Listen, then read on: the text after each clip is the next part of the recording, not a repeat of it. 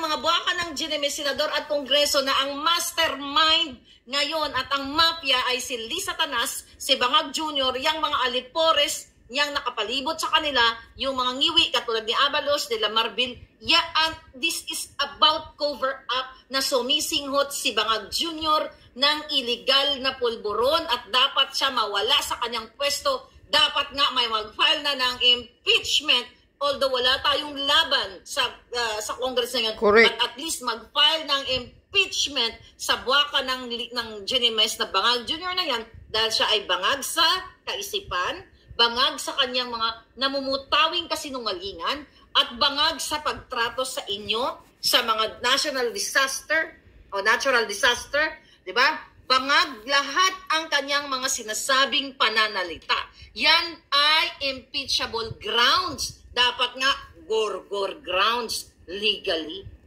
Correct. Tama ka, Rodolfo. This is all about cover-up na wala pong mangyayari sa Pogo dahil pinost ko na yung picture na yan na si Lisa Tanas at si Bangag Jr. ang nakikinabang sa Pogo noon hanggang ngayon. Dahil ang mga Chinese na yan ay yan ang bumuhay kay Lisa Tanas at kay Bangag Jr.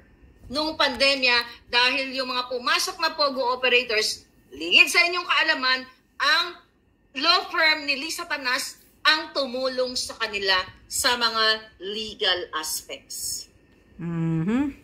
Di ba?